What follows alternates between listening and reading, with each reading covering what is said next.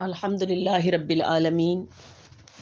والعاقبۃ للمتقین والصلاۃ والسلام علی سید الانبیاء والمرسلین والحمد للہ رب العالمین۔ قال اللہ تبارک و تعالی فی القرآن المجید والفرقان الحمید وَلَقَدْ عَلِمْتُمُ الَّذِينَ اعْتَدَوْا مِنْكُمْ فِي السَّبْتِ فَقُلْنَا لَهُمْ كُونُوا قِرَدَةً خَاسِئِينَ فَجَعَلْنَاهَا نَكَالًا لِمَا بَيْنَ يَدَيْهَا وما خلفها وموعظة للمتقین۔ صدق اللہ ومولانا العظیم۔ معزز سامعات، آج کا جو ہمارا ذکر کا گوشہ، اس کے اندر ہم قرآن مجید کی سورہ بقرہ کی آیت نمبر 66 اس کی تفسیر کرنے کے لیے جا رہے۔ اس آیہ کریمہ کے اندر رب کائنات نے قرآن مجید میں ارشاد فرمایا وَلَقَدْ عَلِمْتُمُ الَّذِينَ اعْتَدَوْا، البتہ تحقیق تم نے جانا ان لوگوں کو جو حد سے بڑے، منکم تم میں سے، فی السبتی ہفتے کے دن، فقلنا ہم نے کہا لہم ان کو، کونوا ہو جاؤ قردۃ خاسئین ددکارے ہوئے بندر، فجعلناہا اور پس ہم نے ان کو کر دیا، نکالا لما بین یدیہا عبرت کن کے لیے، ان کے درمیان میں رہنے والوں کے لیے اور ان کے پیچھے رہنے والوں کے لیے، وموعظۃ للمتقین اس میں نصیحت ہے کن کے لیے، متقین کے لیے، تقوی اختیار کرنے والوں کے لیے، ڈرنے والوں کے لیے، اللہ کے حضور ڈر اختیار کرنے والوں کے لیے۔ اس آیہ کریمہ کا تعلق پچھلی آیات کے ساتھ چند طرح اس کا تعلق ہے۔ اس سے پہلے بنی اسرائیل کی 10 انعامات، پچھلی آیات کے اندر 10 انعامات کا ذکر فرمایا، اور یہاں ان کے ساتھ ان کی سختیوں کا ذکر جو نہ فرمایا اس ان کے اوپر، کہ ایک اس آیت کے اندر ان کی نافرمانی کا ذکر فرمایا، نافرمانی، اور نافرمانی کی وجہ ان پر کی گئی تاکہ ڈر کر اب مینہ مخالفت سے باز آ جائیں۔ تو رب کائنات نے اس آیہ کریمہ کے اندر ان کو حکم فرمایا، اور ایک نعمت پیچھے نعمتوں کا ذکر فرمایا، اور یہاں پر فرمایا کہ میرے احکامات کو مانو، احکامات کا بھی حکم فرمایا اور کہا کہ میرے احکامات کو مانو، اگر احکامات کو نہیں مانو گے تو پھر تمہارے اوپر عذاب آئے گا۔ تو یہ عذاب کا آنا یہ احکامات کا نہ ماننا ہے، نہ ماننا احکامات کا۔ تو احکامات کو نہ ماننے کی وجہ سے بندوں کے اوپر عذاب آتے ہیں، تو یہ ان کے اوپر عذاب آیا احکامات کو نہ ماننے کی وجہ سے۔ اب یہ بنی اسرائیل،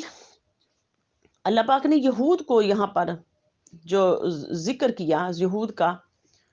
کہ یہودیوں تم یاد رکھو، وَلَقَدْ عَلِمْتُمُ الَّذِي،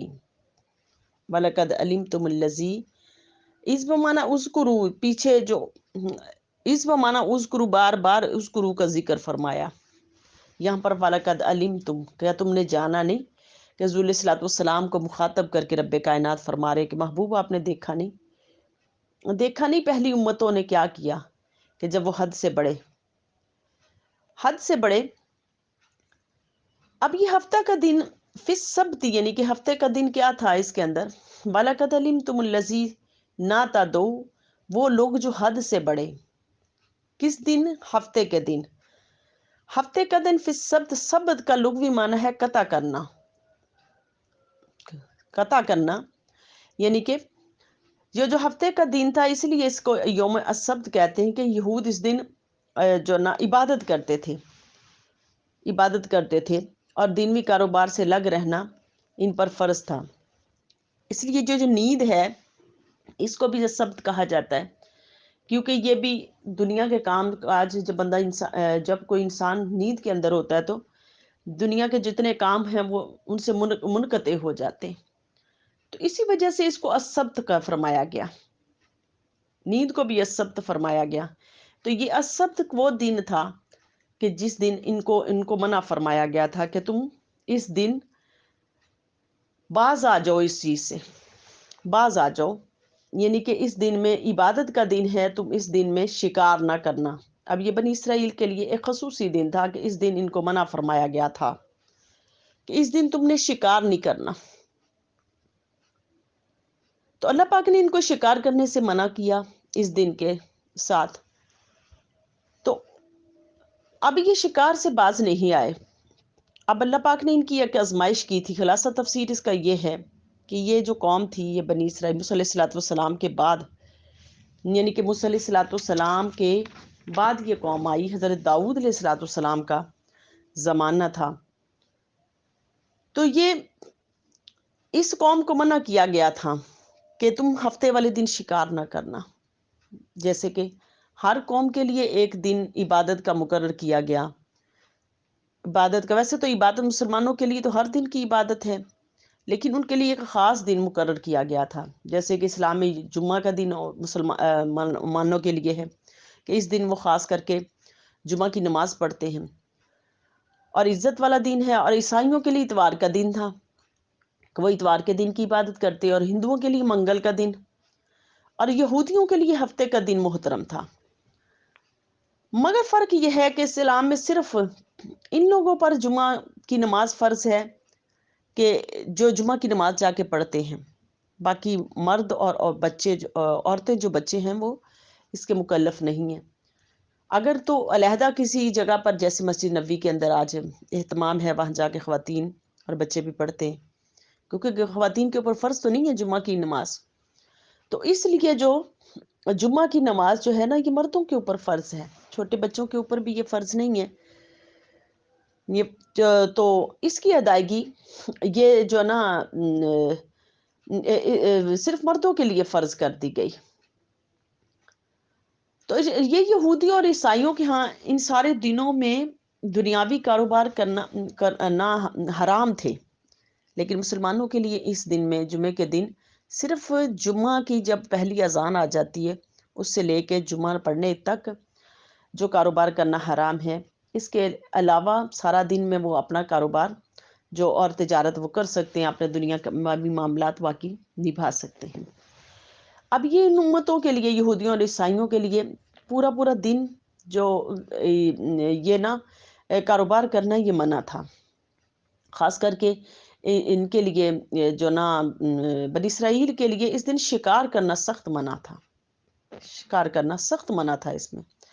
اور یہ علاقہ کون سا تھا؟ یہ ایک جماعت تھی بحر کلزم، ایک جماعت تھی بنی اسرائیل کی یہ، اور علاقہ تھا بحر کلزم کا، یعنی کہ کنارے، اور شہر ایلا میں جو نا یہ رہتے تھے۔ یہ شہر ایلا مدینہ منورہ اور شام کے درمیان ایک بستی ہے، شام کے درمیان ایک بستی ہے، اس بستی کو ایلا کہا جاتا ہے۔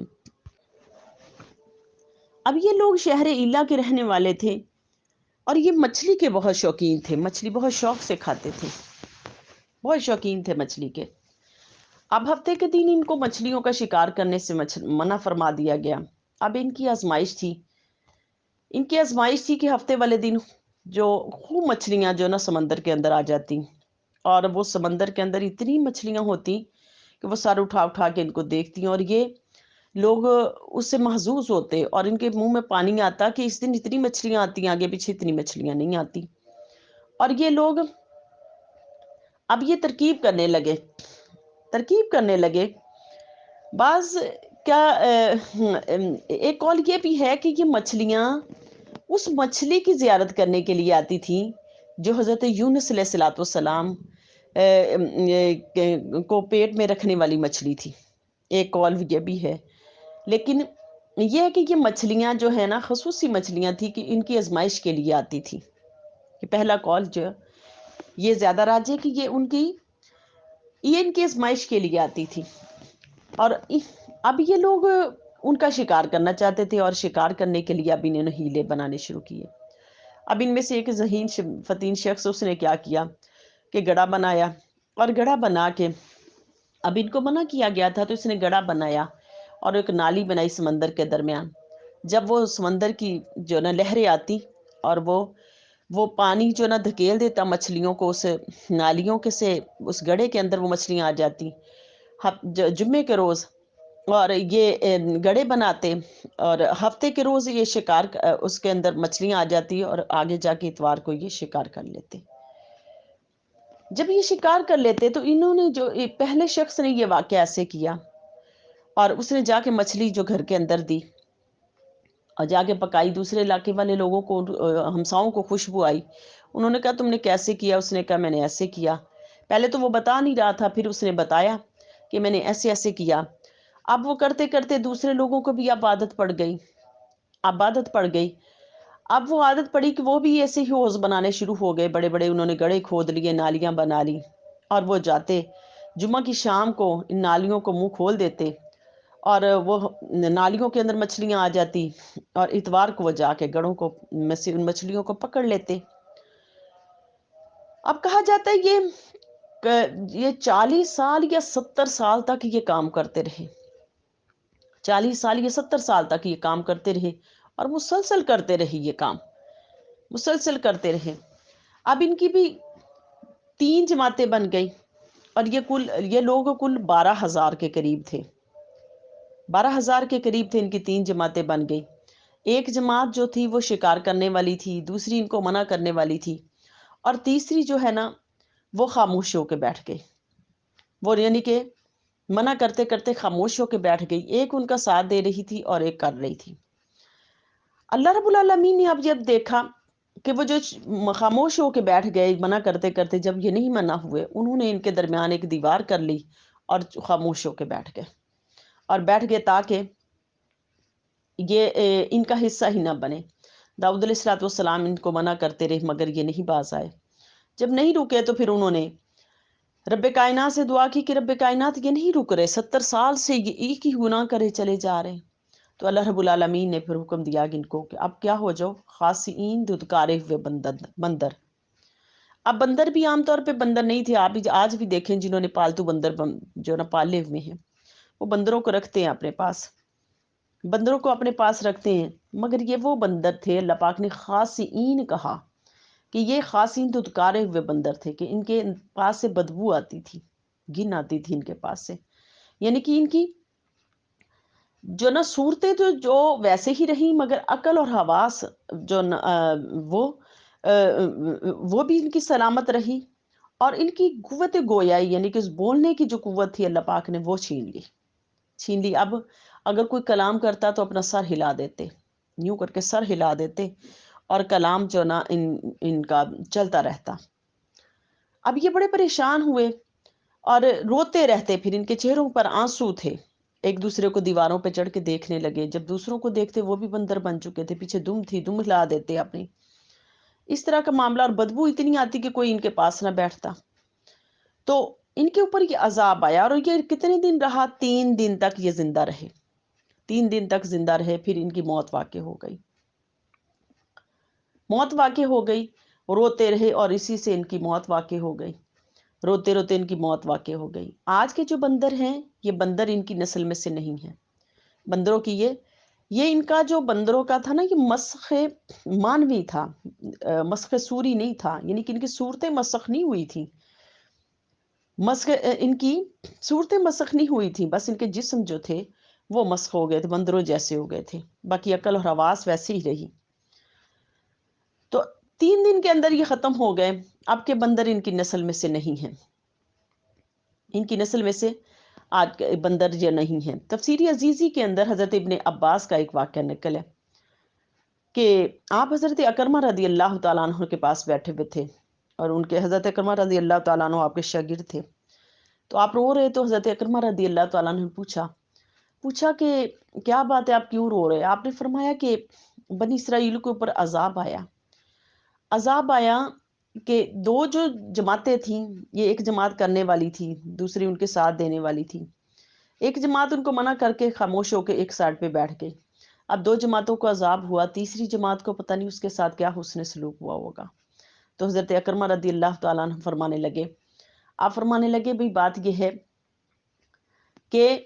یہ جو پیغام پہنچانا ہے فرض کفایہ ہے، فرض کفایہ، اگر کسی ایک نے بھی پیغام پہنچا لیا تو اس نے حق ادا کر دیا۔ اب وہ پیغام پہنچا کے اب انہوں نے فرض کفایہ ادا کر دیا، یہ نہیں باز آئے، انہوں نے پیغام پہنچایا، نہیں باز آئے، اللہ پاک نے پھر ان کو بچا لیا۔ اس پر حضرت عباس رضی اللہ تعالیٰ عنہ خوش ہوئے، ان کا سر چوما اور خوش ہوئے، اور خوش ہو کے تو خوش ہو گئے اور خاموش ہو گئے۔ تو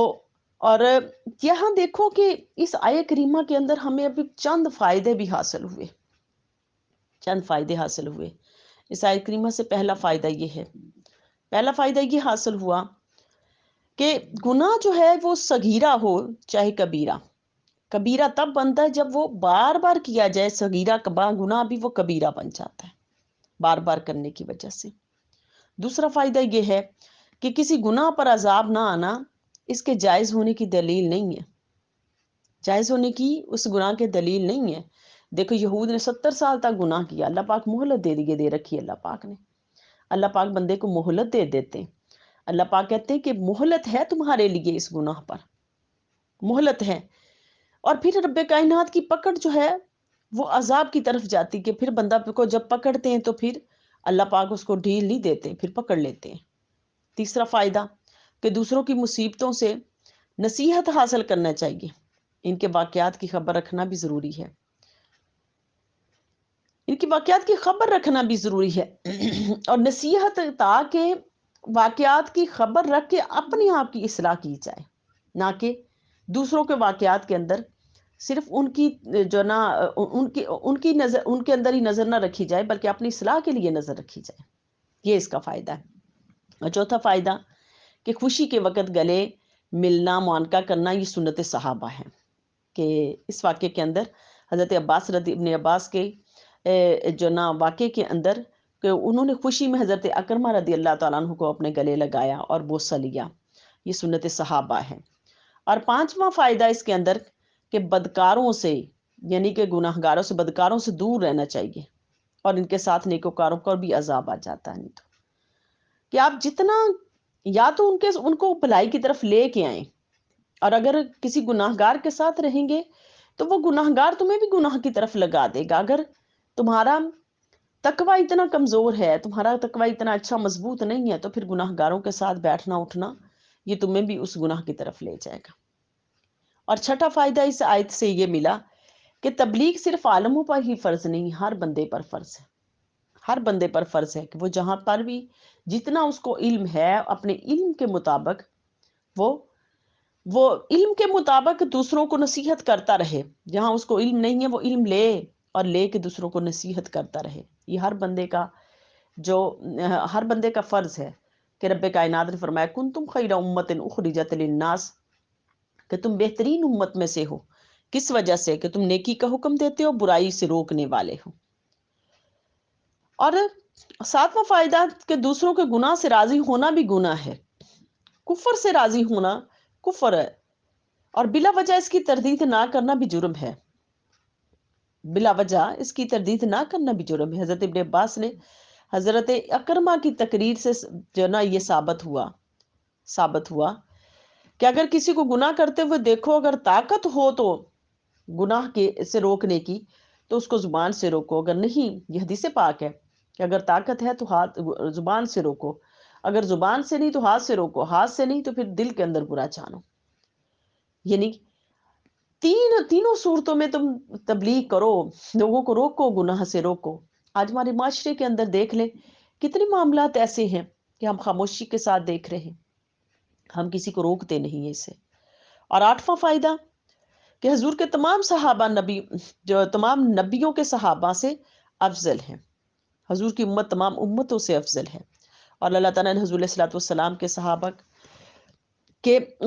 کا شکار سے امتحان لیا تھا، اور ایک بار بحالت